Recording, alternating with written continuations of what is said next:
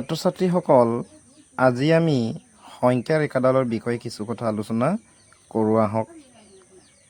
পোনপ্ৰথমে সংখ্যা ৰেখাডাল এনেদৰে পাৰি লোৱা আৰু ঠিক মধ্যবিন্দুত 0টো বহুৱাই লোৱা। ইয়াত 0ৰ পৰা সোঁফালে যিমানখিনি সংখ্যা পাম সেইবোৰক আমি ধনাত্মক সংখ্যা বুলি কওঁ বা ধনাত্মক অখণ্ড সংখ্যা বুলিও কওঁ। 1 2 3 4 5 6 ... কাৰণ গণি শেষ কৰিব নোৱাৰোঁ। আৰু 0ৰ পৰা তাৰমানে 0ৰ পৰা বাওঁফালে যিখিনি সংখ্যা পাম সেইবোৰক আমি ঋণাত্মক সংখ্যা বা ঋণাত্মক অখণ্ড সংখ্যা বুলিও কওঁ। যেনে -1 -2 -3 -4 ... কাৰণ আমি গণি শেষ কৰিব নোৱাৰোঁ। এতিয়া এই সংখ্যাবোৰৰ মাজতো কিছুমান সংখ্যা থাকি গৈছে আৰু সেই সংখ্যাবিলাকক আমি বাস্তৱ সংখ্যা বুলিও কওঁ।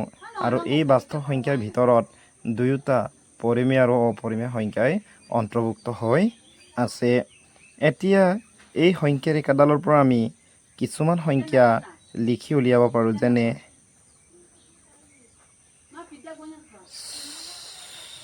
স্বাভাৱিক সংখ্যা,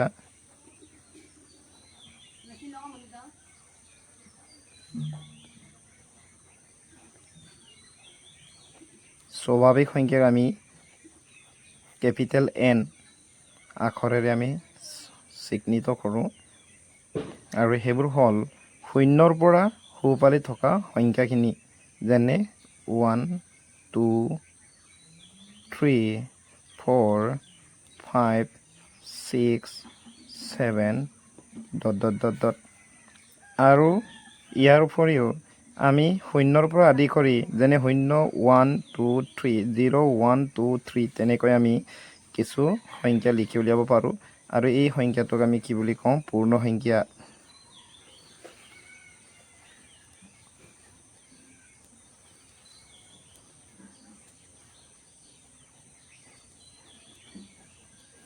পূৰ্ণ সংখ্যাক আমি W আখৰেৰে সূচাওঁ।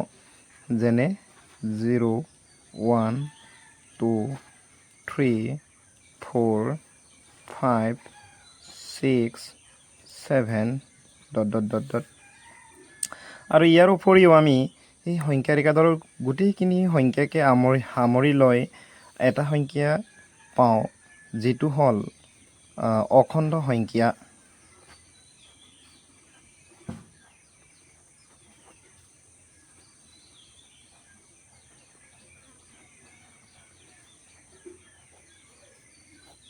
অখণ্ড সংখ্যাক আমি কেপিটেল Z আখৰেৰে চিহ্নিত কৰোঁ বা সূচাওঁ।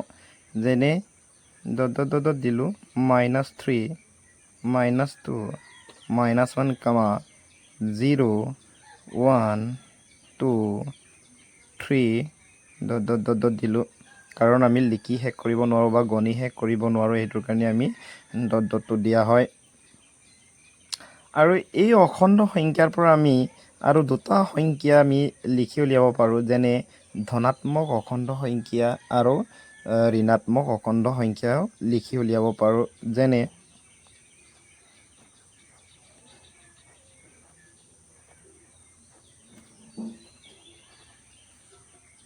ধনাত্মক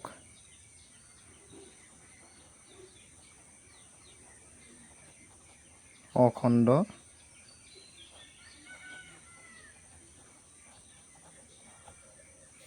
সংখ্যা। ধনাত্মক অখণ্ড সংখ্যাবোৰ হ'ল 0ৰ পৰা আৰম্ভ কৰি 1 বা আমি 0ক নধৰিলেও একো নহয়। 1 2 3 4 5 তেনেকৈ গৈ থাকিব। আৰু ঋণাত্মক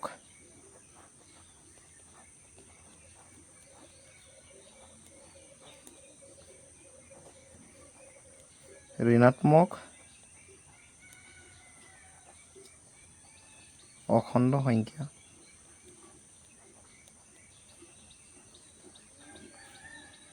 ঋণাত্মক অখণ্ড সংখ্যাবোৰ হ'ল -1 -2 -3 -4 তেনেকৈ ডট গৈ থাকিব।